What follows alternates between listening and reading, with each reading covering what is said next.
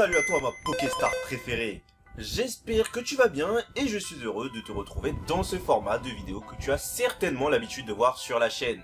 Comment ça, c'est la première fois que tu vois cette série de vidéos? Mais qu'attends-tu pour t'abonner mon ami? C'est gratuit et surtout ça te permet de ne rien louper concernant les actus Pokémon et bien plus encore. Prépare-toi à une tasse de thé bien chaud ou si tu préfères de thé froid. Promis, j'arrête pour cette vidéo. Bref, si tu as cliqué sur cette vidéo, c'est que tu souhaites répondre avec moi à la question suivante. Pourquoi faut-il acheter la série Force Temporelle? Je t'invite à rester jusqu'à la fin de la vidéo où tu y retrouveras les derniers visuels que j'ai réussi à dénicher concernant la future série Pokémon EV6 Règne Écarlate. Bon, concernant ce titre, c'est une supposition que j'ai faite en améliorant son nom anglais Crimson Haze, dont la traduction française est littéralement Brume Cramoisie. Au fait, ton avis m'intéresse. J'aimerais savoir, selon toi, quel nom aura la série EV6. À ton clavier. Bon visionnage à toutes et à tous. Pas si vite mon ami, pour le mois de février, nous vous offrons un superbe tripack Clash des Rebelles. Pour tenter votre chance, il vous suffit de liker et commenter cette vidéo. Vous devez bien entendu être abonné à la chaîne et pour augmenter vos chances de gagner, vous pouvez le faire sur l'intégralité des vidéos du mois.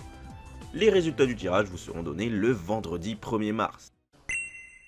Cette série va nous apporter son lot de nouveautés que nous découvrirons au fur et à mesure de cette vidéo. Mais en avant d'en arriver là, il est essentiel pour moi de vous présenter les produits de cette série qui sont vraiment très réussis. A l'instar de sa grande sœur Faille Paradox, la série Force Temporelle met à l'honneur les Pokémon Paradox. Quand je dis Pokémon Paradox, je parle de ceux qui sont apparus avec les DLC des jeux Écarlate et Violet. Comme nous pouvons le constater avec la présence d'Irfoudre, Serpenteau, Ver de Fer et Chef de Fer en tant qu'illustration des 4 boosters de cette série. Personnellement, je suis vraiment fan de ces illustrations et j'ai surtout hâte de pouvoir découvrir cette magnifique série avec vous. Trêve de blabla, passons désormais à l'item le plus apprécié des collectionneurs. Je parle bien entendu de l'Elite Trainer Box. Une fois de plus, nous aurons le droit à 2 modèles différents, un à l'image de Serpenteau pour le passé et l'autre à l'image de Ver de Fer pour le futur.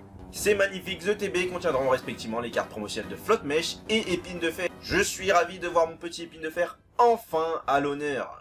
Qui dit ETB dit Tripack bien sûr. Ces derniers mettront en avant les cartes de Motorizard et de Mélo. Je vous avoue que ce choix est discutable, mais après tout, nous n'avons pas notre mot à dire à ce sujet. Comme à l'habituel pour les séries classiques, nous aurons également droit aux fameux displays et demi-displays ainsi qu'au kit d'avant-première. Concernant les couleurs choisies pour ces produits, je n'ai vraiment rien à redire. Je peux même dire que c'est pour moi le plus beau display de la série Écarlate et Violet jusqu'à ce jour.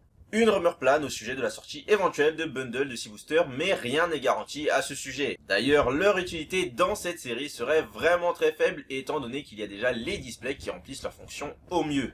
Il y aura également divers coffrets qui contiendront quelques boosters de la série, généralement 2 boosters de la série sur les 4, mais vous commencez déjà à le savoir. C'est bien beau d'avoir des produits sympas, mais si leur contenu ne suit pas, je peux comprendre que tu te dises que cela n'en vaut pas la peine. Je vais tout de suite te faire changer d'avis en te dévoilant une grande partie des cartes que Force Temporelle contiendra. Je parlais précédemment de la mise en avant des Pokémon Paradox, et cet argument sera pour moi un des gros points forts de cette série. La série sort dans à peu près plus de 3 semaines, plus précisément le vendredi 22 mars prochain.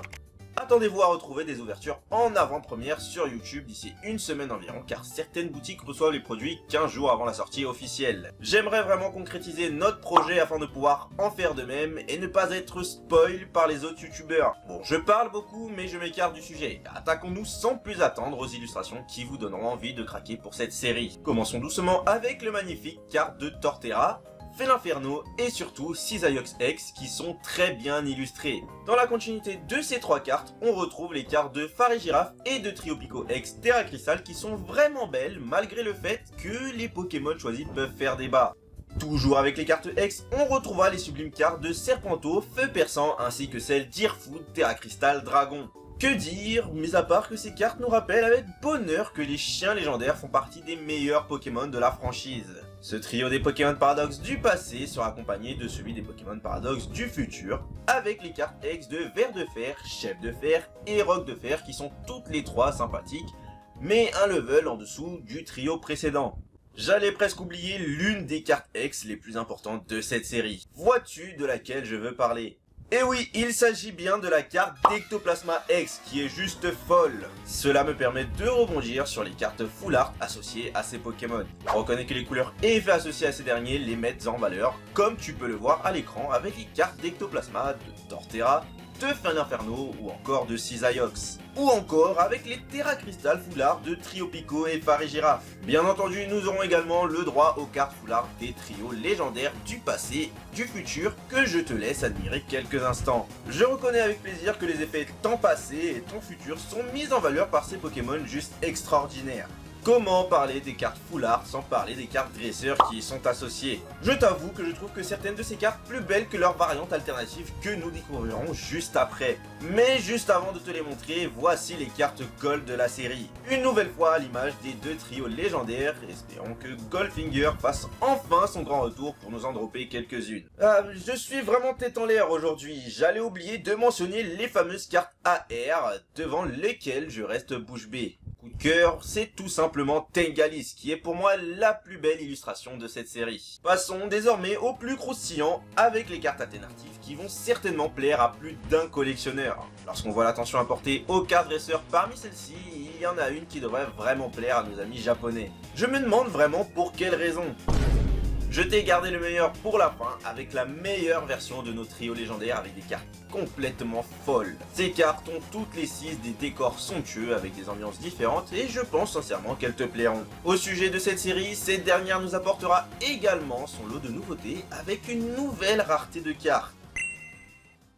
J'en connais beaucoup qui seront vraiment heureux de voir arriver un peu de nouveauté dans notre TCG préféré. Bien entendu, j'en fais partie. Ces cartes dites Aspect que tu peux voir défiler à l'écran auront des effets très intéressants et très puissants comme celui de donner 100 points de vie bonus à votre Pokémon.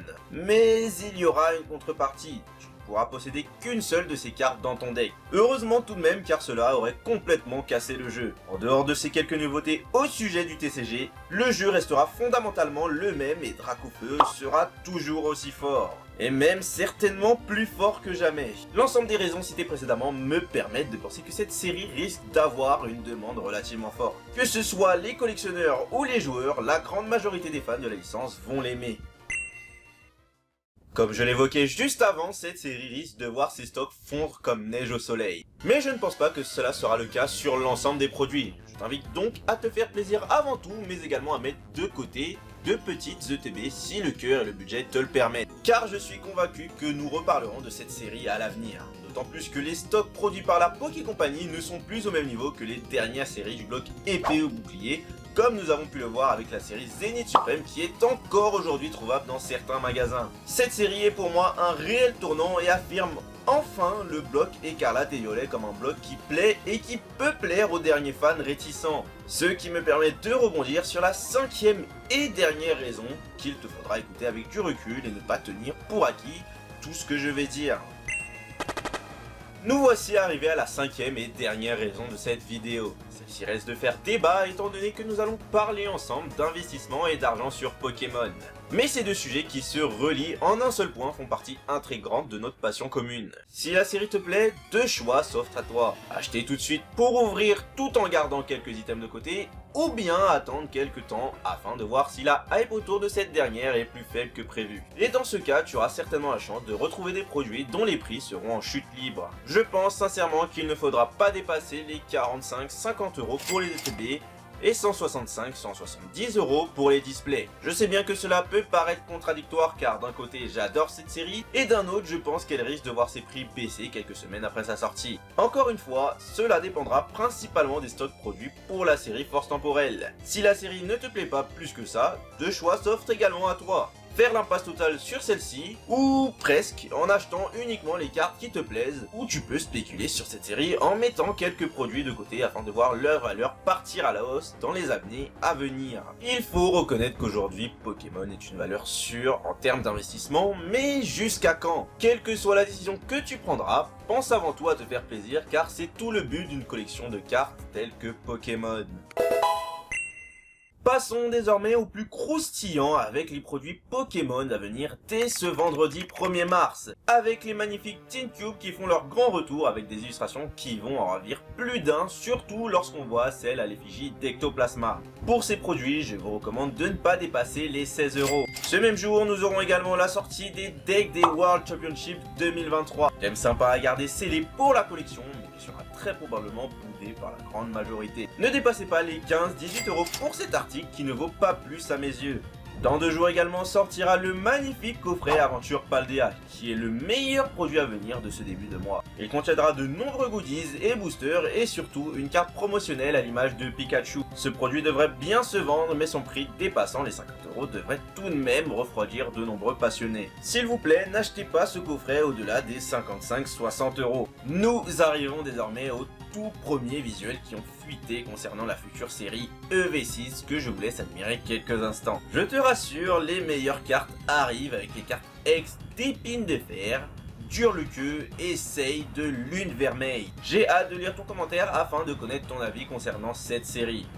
Et juste avant de l'écrire, regarde ces magnifiques illustrations alternatives de Lune Vermeille et de Manafi, qui sont tout simplement splendides, mais je préfère les cartes AR de Siméabras qui fait enfin son grand retour, ainsi que Scarabrut, qui est pour moi la plus belle surprise parmi toutes les cartes présentées. Il me fait penser au Scarabrut de l'anime Pokémon du dresseur présent dans la forêt de Jade. Et toi, qu'en penses-tu? Et voilà, c'est déjà la fin de cette vidéo. J'espère de tout cœur qu'elle t'aura plu. On se retrouve très bientôt pour de nouvelles vidéos. C'était Maurice et Yuma pour vous servir. Peace.